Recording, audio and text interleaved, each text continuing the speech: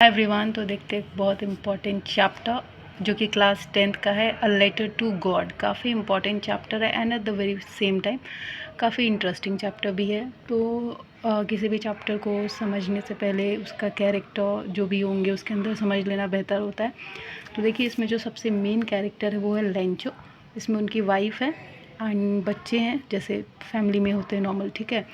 तो चलिए देखते हैं कि आखिर द लेटर टू गॉड है क्या। काफ़ी यूनिक सी आप कह सकते हैं थीम है, काफ़ी यूनिक चैप्टर है। मतलब इंसान को सोचना चाहिए कि किसी ने क्या सोच के लिखा होगा कि भगवान को हम लेटर लिख रहे हैं। मैं जानती हूँ आप सोच रहे हैं इतना क्या बढ़ा चढ़ा के बोलना, ये तो हम टीवी शोज़ मूवीज़ में देखते हैं, पर it's kind of unique thinking that anyone could have, right? So let's see कि what this has having the uniqueness in this chapter in a particular thing. So it's basically about Lencho, जो कि एक farmer होते हैं। And Lencho जो है ना, जाहिर सी बात है फार्मर है तो अपना खेती वगैरह करते हैं। तो जो वो खेती करते हैं तो वो बेसिकली कॉर्न उगाते हैं। जो होता है ना भुट्टा, जो बहुत लोग उसके भुट्टे के बाल भी बोलते हैं ना, तो हमारे बिहार में तो उसको मकई बोलते हैं, मकई के बाल।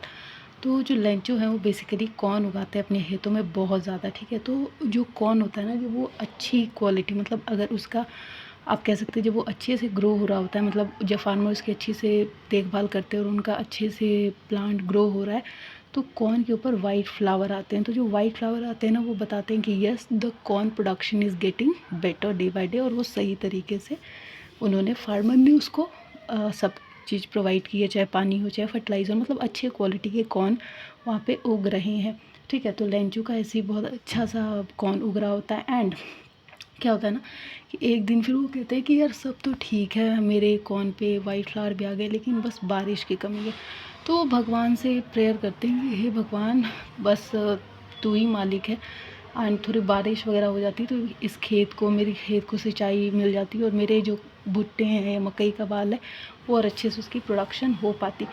तो फिर कहते हैं ना कि आप शायद प्रार्थना करो हो जाएगा। तो वो शाम को जब वो लोग खाना खा रहे होते हैं, उनके जो बच्चे होते हैं, तो कुछ जो बड़ा बच्चा होता है वो खेत में काम कर रहा होता है, जो छोटे बच्चे होते हैं वो घर के बाहर खेल होते हैं। उनकी वाइफ जो है किचन में खाना बना रही होती है।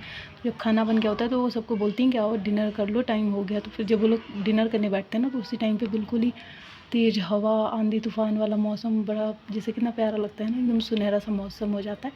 तो वो लोग सोचते हैं कि फाइनली शायद भगवान ने हमारी सुन ली। पर बारिश नहीं आता, जो बर्फ़ के गोले होते हैं ना वो गिरते हैं। पर उन्हें लगता है कि जैसे कोई सिक्के वगैरह की बरसात हो रही हो। तो कुछ ही देर में वो इतने बड़े बड़े गिरते हैं ना, वो जो बर्फ़ के गोले होते हैं, कि उनका पूरा खेत वाइट वाइट हो जाता है, बिल्कुल ही वाइट वाइट। तो वो सोचते कि अरे मेरे कॉर्न कहाँ गए, मतलब वो कॉर्न भी नहीं पता चल रहे होते। और फिर थोड़े टाइम के बाद जो उनके कॉर्न पर वाइट फ्लावर होता है वो भी बिल्कुल ख़त्म हो चुका होता है। तो वो हवा जो है नॉर्थ ईस्ट से बेसिकली आई थी, नॉर्थ ईस्ट से तो आती है ना, जो आंधी तूफान वाली हवा होती है। तो फिर अब वो सोचते हैं अरे ये पूरा मेरी किस्मत इतनी ख़राब है, सब कुछ बर्बाद हो गया, अब मैं कैसे, अब जो फार्मर्स होते हैं जैसे तो अपना घर चलाते, अपना है ना जो भी खर्च वगैरह होता है। तो लेंचो भी सोचता है अरे यार मैं क्या करूँगा, अब तो सारा कुछ बर्बाद हो गया और क्या सोर्स है मेरे पास, इस साल कैसे हमारा खर्च चलेगा ये वो। तो वो क्या करता है, वो डिसाइड करता है कि वो गॉड को एक डायरेक्ट लेटर लिखेगा जिससे गॉड उसकी सुनेंगे। तो वो ऐसा ही करता है, एक लेटर लिखता है गॉड से कि गॉड मुझे 100 पेसोस चाहिए। पेसोस उनके यहाँ की करेंसी होती है। एंड ताकि मैं अपना जो खर्च है वो निकाल सकूँ। और वो ले जाके उसको पोस्ट ऑफिस में डाल देता है, ठीक है।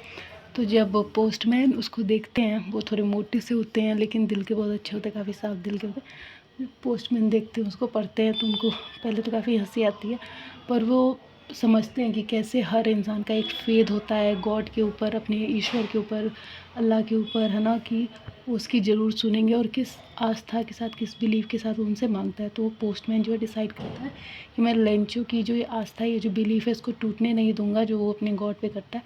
इसीलिए वो क्या करता है कि जितने भी स्टाफ होते हैं उनको भी बोलता है और ख़ुद भी, ये सब मिलके कंट्रीब्यूशन करते हैं आपस में एंड पैसों का। और वो करीबन 70 पेसोस इकट्ठा कर पाता है पोस्टमैन, ठीक है। तो वो जो 70 पेसोस होता है ना, उसको भिजवा देता है। तो फिर लेंचो बहुत गुस्सा आता है, वो कहता है कि हमने तो सुना है कि हम भगवान से जो भी मांगे, जितना मांगे हमें सब मिलता है।